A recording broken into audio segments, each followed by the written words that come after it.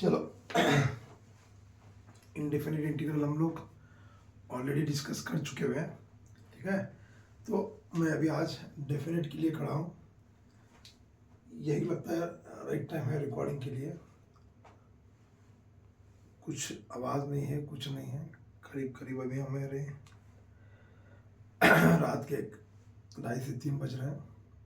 ये best timing है। चलो डेफिनेट को समझते हैं। डेफिनेट का पहला तो कंसेप्ट में शुरुआत में मैं मेरा गला थोड़ा ख़राब है मगर समझ में आएगा, ठीक है। आवाज़ शायद मेरी पहुंच रही है आपके तक। तो जब मेरा पहला लेक्चर हुआ था इनडेफिनिट में, इंटीग्रेशन जब मैं समझा रहा था तभी मैंने ऑलरेडी बता चुका है कि इंटीग्रेशन के दो तरीके से यूज़ होते हैं। एक तो डिफरेंशिएशन का एग्जैक्टली रिवर्स प्रोसेस, और दूसरा मैंने बताया था to find the area under the curve, है ना, bounded by the curve and given lines in the interval, given interval. तो वो कैसे हम लोग थोड़ा समझने की कोशिश करते हैं थ्योरेटिकल पार्ट। अगर समझ में आएगा तो मज़ा आएगा, ठीक है। देखिए डेफिनेट इंटीग्रल क्या होता है। तो ये यस, डेफिनेट इंटीग्रेशन में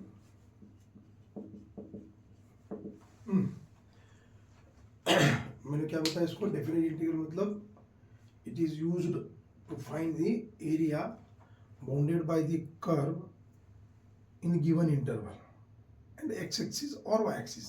ये तो ऑब्वियसली है। हाँ चलो देखते हैं हम लोग थोड़ा, मतलब फॉर एग्जाम्पल अभी let y equal to fx be any curve। एक कर्व ले रहा हूं मैं, कैसे, bounded by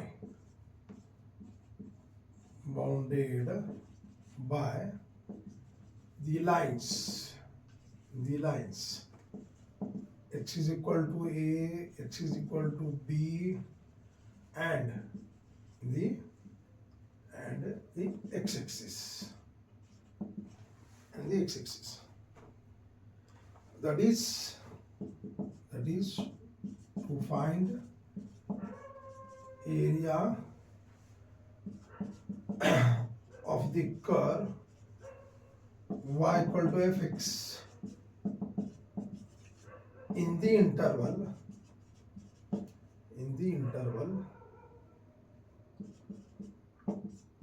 a to b। ऐसे भी बोल सकता हूँ, close interval including a and b, ठीक है। तो ये तो जरूरी है कि वो वहां पर इंटीग्रेबल होना चाहिए। अच्छा, तो उसके लिए मैं एक रफ फिगर, अभी मुझे पता नहीं है y equal to x curve क्या है, तो कंसीडर करता हूँ मैं। हाँ, ये ऐसा कुछ कर्व रहेगा, सपोज कंसीडर करो। चलो डिस्कशन के लिए ले रहे हैं हम लोग। ये वाई एक्सिस, एक्स एक्सिस, ये सपोज एक ऐसा कर्व है। थोड़ा समझने के लिए क्लियर। हाँ, ये एक कर्व है, ठीक है। इसका नाम हमने y equal to f x दिया हुआ है। ओके, हाँ, तो ये लाइन है मेरे x is equal to a, x is equal to a line, और ये x is equal to b line. जहां से स्टार्ट हो रहा है ऑब्वियसली इसको बोलेंगे हम लोग, ये इसका होगा लोअर लिमिट और ये होगा अपर लिमिट, ठीक है। Okay, upper limit.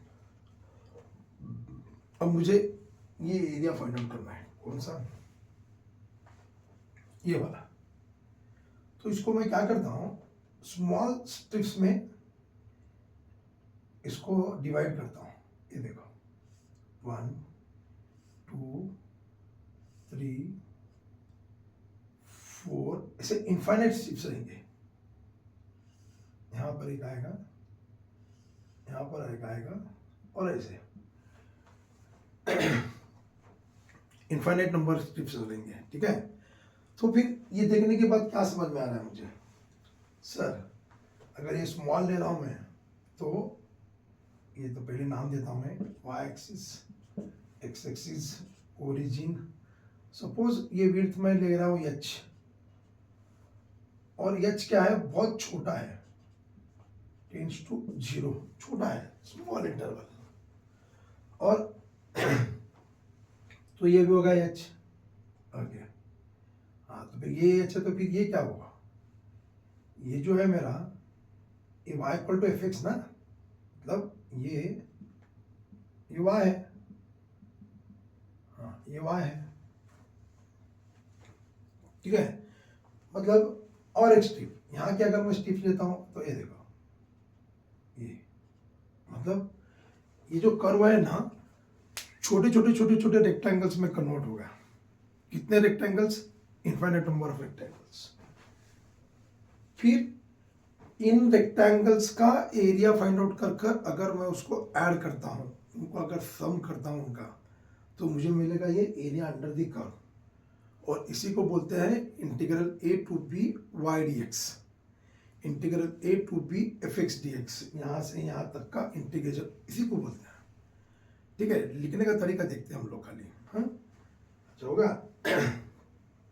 तो मैं क्या बोल रहा हूँ, ये जो है ना, ये इनफाइनाइट इंटरवल्स में हम लोग डिवाइड कर रहे हैं, मतलब कैसा, ये एच क्या है पहले वो समझ कर लेते हैं। एच टेंड्स टू 0 है, एच को हम लोग क्या करें, जैसे इक्वल इंटरवल्स, यहाँ से अभी डायग्राम में नहीं दिख रहा है, बट वो एच जो है ना, अगर यहाँ पर 0.000 सेंटीमीटर है, तो उधर भी 0.00 सेंटीमीटर है, उधर भी 0.00 सेंटीमीटर है, ये ऐसे एक एग्जाम्पल के लिए बता रहा हूँ मैं, बट छोटा है, इतना समझ कर लो, ठीक है। अच्छा फिर मतलब एच क्या कर रहा हूँ मैं, b माइनस ए अपॉन एन ऐसे लेना, b माइनस ए अपॉन एन, और क्या एन में ये कितने स्ट्रिप्स ले रहा हूँ बोल रहा हूँ मैं, एंड अभी एच क्या है, since h tends to 0, it is obvious n tends to infinity।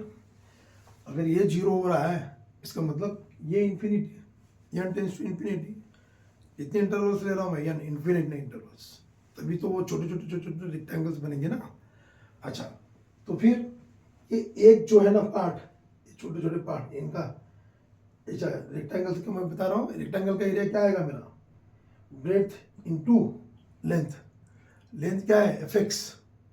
अच्छा सर यहाँ पर क्या आएगा, यहाँ पर देखो ये मैंने ए से स्टार्ट किया है, हाँ ए से स्टार्ट हुआ है, और सपोज अभी मैं यहाँ पर बताता हूँ, अभी आएगा यहाँ पर आएगा ए, हाँ इधर आएगा ए प्लस एच, ए प्लस 2h, ए प्लस 3h, ऐसे करते करते मैं यहाँ पर जनरली ए प्लस आर एच बोलता हूँ, सपोज ये आर है, ए प्लस आर एच लेता हूँ, ठीक है। मतलब मेरा एरिया आएगा, therefore area, required area is equal to, required area मतलब ये पूरा सारा, हाँ वे ऐसे शेड कर रहा हूँ, ये सारा area, required area is equals to कैसा आएगा, ये लिमिट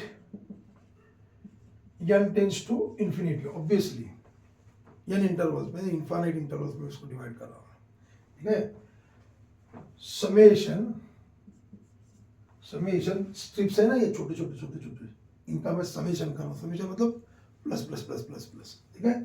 कैसे समेशन, हाँ एच इनटू ये क्या है मैं बताया था, F of A plus 1h, F of A plus 2h, this is F of A plus R H, H into f of A plus R H. ये क्या है, एरिया ऑफ रेक्टेंगल है ना, ये जो रेक्टेंगल शीट्स हैं, ऐसे सारे रेक्टेंगल के एरिया का सम, मतलब वो रहेगा मेरा रिक्वायर्ड एरिया, और इसी को हम लोग बोलते हैं integral a to b f x d x is equals to limit n tends to infinity summation अच्छा समेशन कहाँ, summation over r varies from 1 to n, summation over r varies from 1 to n, हाँ ये h into f of A plus are h. देखो मेरी first, फिर एक बार कहाँ से शुरू, एच इंटू, अगर मैं आर जीरो ले, अभी आर वन लेता हूँ तो ए प्लस एच, मतलब ये ए के थोड़ा सा आगे, A plus one H, A plus two H, A plus up to A plus N H, N tends to infinity. मतलब क्या हुआ, जो दिया हुआ कर्व था उसको हमने छोटे छोटे रेक्टेंगल्स में कन्वर्ट किया। रेक्टेंगल्स का विड्थ जो है ना वो सेम रख रहे हैं, उसका नाम दे रहे हैं हम लोग एच, मगर विड्थ रहेगा मगर लेंथ नहीं, लेंथ चेंज होगी।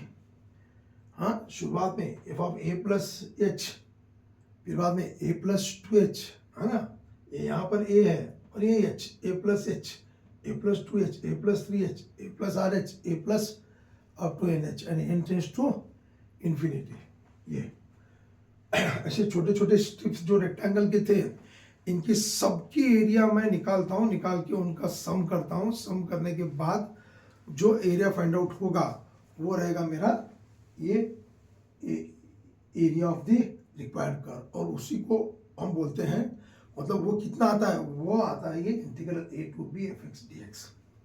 हाँ तो और इसको बोलते हैं इंटीग्रेशन लिमिट, इसको बोलते हैं limit as a sum, limit as a sum to infinity भी बोल सकते हैं, limit as a some.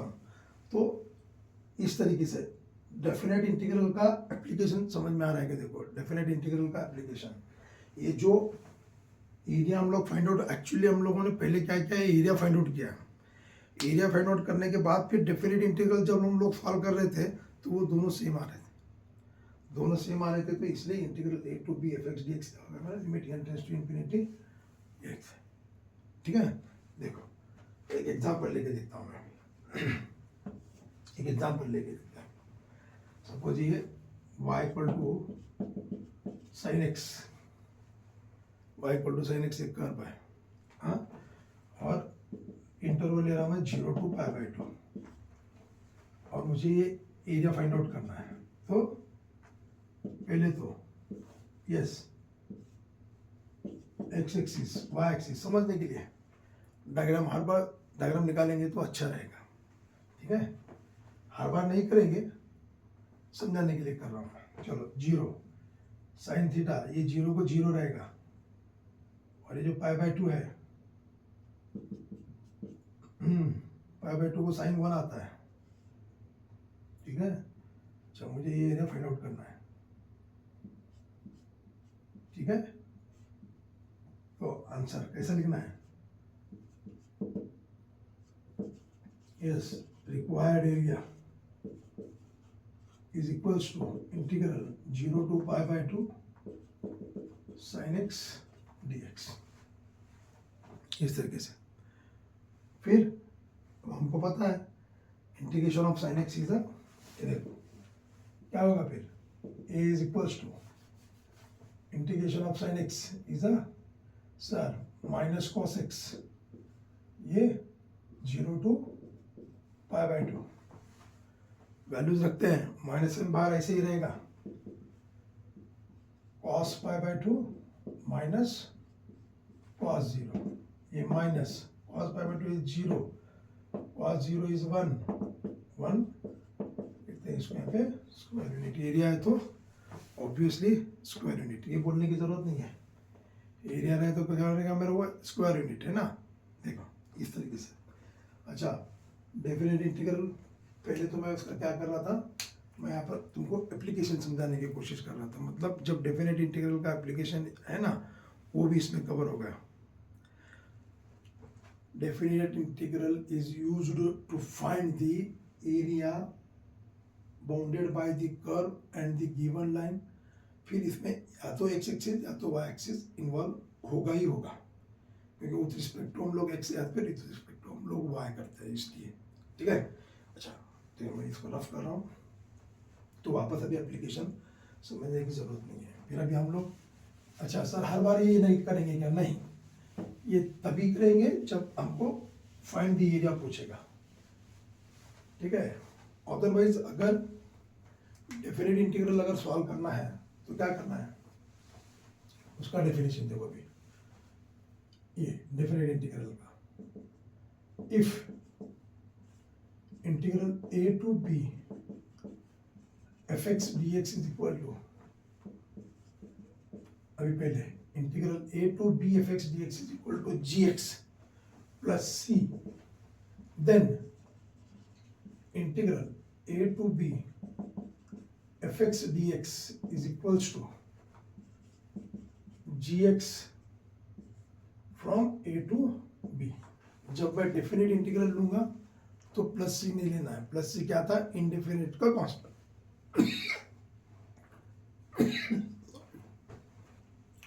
Constant of integration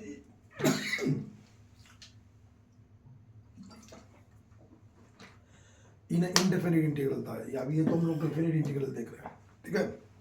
तो इसलिए वहां पे प्लस सी नहीं आएगा, ये ध्यान में रखो।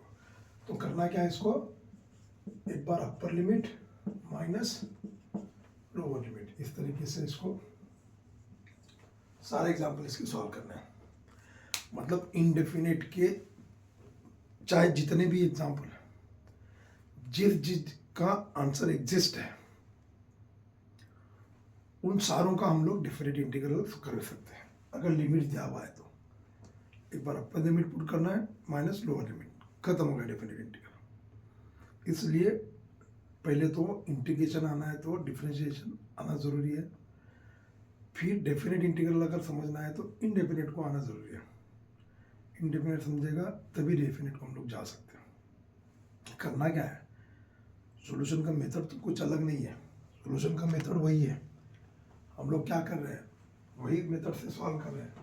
सिर्फ लास्ट स्टेप में हमको क्या करना है, अपर लिमिट माइनस लोअर लिमिट, जो आंसर आ रहा है उसमें रखना है, ठीक है। अच्छा, फिर अभी इसकी कुछ प्रॉपर्टीज, प्रॉपर्टीज मतलब क्या, ये देखो प्रॉपर्टीज में मैं क्या बता रहा हूँ, integral a to b fx dx जो है ना, वो इंटीग्रल a to b अगर मैं इसको t में ले रहा हूँ तो दोनों सेम ही रहेंगे, कुछ फर्क नहीं पड़ेगा। जैसे कि अभी हमने लिख दिया ना sin x dx, अगर वही मैं sin t dt लिखता था तो आंसर वही आएगा। और बस सेकेंड वन में मैं क्या कर रहा हूँ, integral a to b fx dx, और यहाँ पर b to a लिख रहा हूँ मैं fx dx, तो ऑब्वियसली माइनस आएगा, क्योंकि a to b में हम लोग आंसर क्या लिख रहे थे, gb माइनस ga, तो b to a में क्या आएगा, ga माइनस gb, तो ऑब्वियसली माइनस साइन तो बाहर आएगा, तो ये निगेटिव। और तीसरी केस, तीसरी प्रॉपर्टी में क्या समझा रहा हूँ यहाँ पे, if a is less than b, b is less than c, then integral a to c fx dx, ये 3 number property, fx dx is equals to integral a to b fx dx plus integral b to c fx dx। इस तरीके से तीसरी property, ठीक है। ये 3 property का इस्तेमाल करके मैं क्या कर रहा हूँ, इनको तब तक P1, P2 और P3 नाम दे रहा हूँ। क्यों? क्योंकि डेफिनेट इंटीग्रल में 4 थ्योरम्स हैं, 0 to a, a to b, 0 to 2a, minus a to a। ये चारों थ्योरम समझने के लिए ये 3 प्रॉपर्टीज की जरूरत है, और वो 4 में से एक या दो तो कंपलसरी आते ही आते हैं एग्जाम में, एक तो आना ही आना है। 3 मार्क्स या फिर 4 मार्क्स, मैं महाराष्ट्र बोर्ड की फिलहाल बात कर रहा हूँ, ठीक है। बाकी अगर कोई बाहर कर्नाटक में देख रहा है तो उसके लिए ये फॉर्मूले तो इम्पोर्टेंट है ही है, यूजिंग फॉर्मूले हम लोगों को एग्जाम्पल सॉल्व करने होते हैं वहाँ पे, ठीक है। अभी ये इसी लेक्चर में मैं इतना ही, पहले तो हम लोग क्या देखें, यस एक एग्जाम्पल मैं देखो समझाने की कोशिश कर रहा हूँ। चलो एक एग्जाम्पल लेता हूँ मैं, तुम्हारे लिए। Let f x is equal to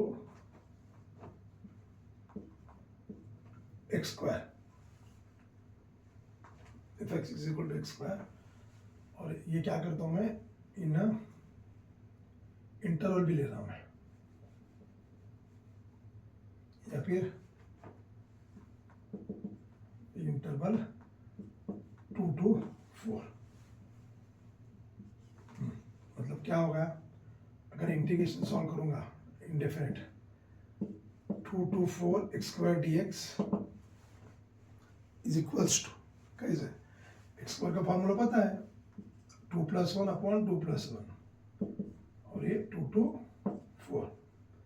फिर क्या हुआ, ये 1/3 बाहर आएगा, इधर 4³ माइनस 2³ मतलब 1/3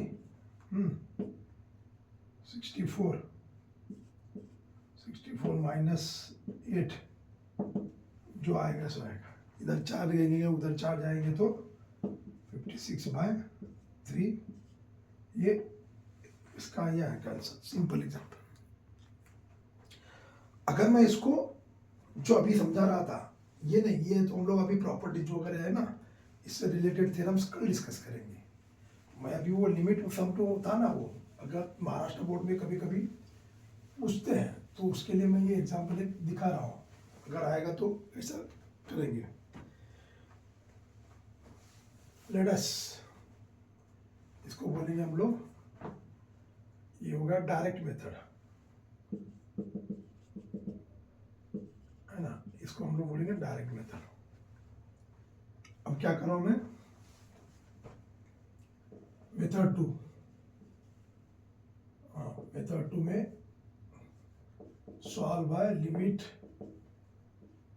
as a sum, limit as a sum वो से सॉल्व करते हैं। चलो कोशिश तो करेंगे, क्या होता है देखेंगे, लिमिट एज अ सम। चलो क्या है वहाँ पर फॉर्मूला, क्या था मेरा,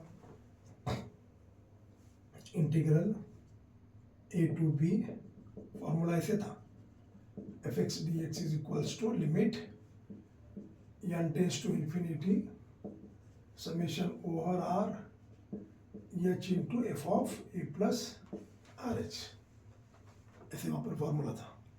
तो क्या हुआ, करते हैं एक एक चीज़ फाइंड आउट करते हैं। Here here a is equals to what, 2, b is equals to 4, interval a is equals to 2, b is equals to 4। therefore हम लोगों ने लिखा था h is equals to b minus a upon n, तो ये कितना हुआ h, 2/n, it implies nh is equals to 2।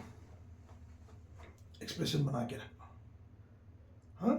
चलो फिर a तो 2 था, तो a प्लस आर एच क्या आएगा, 2 + RH। चलो मेरे साथ में काम करो, हाँ। if fx is a x square, fx is a x square, then f of a plus RH is equals to f of 2 plus RH is equals to 2 plus RH the square। करते हैं expand, हाँ, 4 plus 2 into 2 4RH plus R square H square, क्या हुआ, A plus B the whole square, A square plus 2ab plus B square, ये तो basic है, पता है, ठीक है। चलो अब ये सारी चीज़ें वहाँ पे हम लोग यूज करते हैं, कैसे, चलो यस, इक्वेशन 1 बिकम्स, बोलता हूँ मैं इसको बोलेंगे हम लोग equation number 1। Equation 1 becomes what, integral 2 to 4 x square d x is equals to, चलो सारी चीजें यूज कर रहे हैं हम लोग यहाँ पे, हाँ, limit n tends to infinity, हाँ, summation H F of A plus are H है हमारे पास, 4 plus 4h 4RH plus R square H square bracket complete. ठीक है, ये हम लोगों ने सीक्वेंस एंड सीरीज में पढ़ा था, summation over r varies from 1 to n। यहाँ भी summation over r varies from 1 to n। ठीक, हाँ, अगर 4 मार्क्स को महाराष्ट्र बोर्ड में कभी कभार ये क्वेश्चन पूछते हैं, अगर पूछेंगे तो करने के लिए आना चाहिए। वीडियो कोई भी मिस मत करो। हाँ, आंसर नोट डाउन करके रखो। आंसर क्या है, 56/3 है। डायरेक्ट मेथड से आंसर हमने निकाला है, वो था 56/3। तो इस मेथड से भी आंसर वही आना चाहिए। देखते हैं, ये रफ कर रहा हूं मैं। ठीक है, चलो तो फिर समेशन के सारे प्रॉपर्टीज यूज करते हैं हम लोग। कहाँ पढ़े इसको, sequence and series 11th standard. 11th standard में हम लोग सर नहीं थे, क्योंकि वहाँ पर बोर्ड एग्जाम नहीं है, इसलिए हम लोग पढ़े नहीं। ऐसा नहीं होता यार, प्रॉब्लम वही तो है। गिने चुने बच्चे होते हैं, 11 12 दोनों साल सिंसियरली काम करते हैं तो ऑटोमेटिकली सक्सेस मिल जाता है। हम लोग 11th पढ़ते नहीं हैं, और 12th में बहुत सारे JEE भी करना है, CET भी करना है, बोर्ड भी करना है, सारी चीज़ें हमको 12th में ही करना है। Good luck. चलो, इसको पता है, ये लिमिट ऐसे ही रखता हूँ मैं, यहाँ पर दिख रहा है, ओके अभी है, अभी मैं लिख सकता हूँ यहाँ तक। हाँ चलो, ये लिमिट ऐसे ही रखता हूँ, limit n tends to infinity. चलो, समेशन से काम करते हैं भी, समेशन सबको अलग अलग अलग देते हैं, कांस्टेंट बाहर लेते हैं, जो डिफरेंशिएशन में कर रहे थे, जो इंटीग्रेशन में कर रहे थे, वही यहाँ पे करना है, अगर किसी को मालूम नहीं है तो। जैसे समेशन 4h प्लस समेशन और 4RH स्क्वायर प्लस समेशन 4 नहीं है अभी यहाँ पे, R स्क्वायर H क्यूब। ये तो ओवर R और R varies from 1 to n मैं बार बार नहीं लिख रहा हूँ, वो तो है बट ऑब्वियस है। ठीक है, अच्छा फिर अब आगे चलो सर, हमको फॉर्मूला पता है, हम लोग बताते हैं आपको, बोलिए। Limit n tends to infinity, 4h बाहर आएगा, summation over R varies from 1 to n लिखता हूँ मैं यहाँ पर जानबूझ के, यहाँ पर रहेगा 1। नेक्स्ट क्या, प्लस 4h स्क्वायर, फिर summation over R varies from 1 to n। हाँ चलो, इधर h cube summation over R square, R varies from 1 to n। ये सिंप्लीफिकेशन हो गया, 2 मिनट में खत्म हो जाएगा। सो समझ में आएगा, ये लिमिट्स वगैरह जिसको ज़्यादा सिंपल है, नहीं है सीधा ऑप्शन में छोड़ दो, क्या करेंगे। CET में तो कहीं ये नहीं यूज होता है, ना JEE में होता है। ठीक है, नहीं समझ में आता, छोड़ दो, दूसरा क्या कर सकते हैं, बट मेरा कहना प्रैक्टिस करो, हो जाएगा। सिंपल भी है, फॉर्मूले भी। हाँ, limit n tends to infinity 4h, 1 का सम में n टाइम्स, 5 टाइम्स करूंगा तो 5, 4 टाइम्स करूंगा तो 4, 10 टाइम्स करूंगा तो 10, n टाइम्स करूंगा तो n, तो इसलिए ये आएगा मेरा n प्लस 4h स्क्वायर। इसका फॉर्मूला पता है आपको क्या सर, n प्लस 1/2। बेस क्या है, 11th। Which topic, sequence and series. Plus h cube, हाँ यहाँ तक कहाँ तक लिख सकते हैं, ये बाउंड्री। फॉर्मूला लिख रहा हूँ मैं, n प्लस 1 2n+1/6 ये फॉर्मूला है ना, या n+1 2n+1/6 ये फॉर्मूला है कहाँ। तो फिर और बस मैं ब्रैकेट रखते चल रहा हूँ, ब्रैकेट निकालने की जल्दी नहीं है क्योंकि लिमिट सबको है, इसलिए मैं ब्रैकेट रख रहा हूँ। चलो limit n tends to infinity, हाँ 1 by 1 वर्क करते भी 4nh मैं जैसे वैसा रखता हूँ थोड़ी देर के लिए। आगे सर यहाँ से n कॉमन लेंगे तो मैं n² होगा, और ये जो है ना यहाँ पे 2 कट कर सकता हूँ, 2 हाँ n कॉमन है, n² h² nh²। तो n कॉमन आने के बाद ब्रैकेट में क्या रहेगा मेरे पास 1+1/n। समझ में आ रहा है क्या? देखो कोशिश करो, थोड़ा स्लो करके देखो। हाँ इधर वो टर्म में यहाँ पे लिखता हूँ h³ ये n है, ये एक n आएगा, ये भी n बाहर आएगा, n into n n² into n n³ h³ n³ is nh³।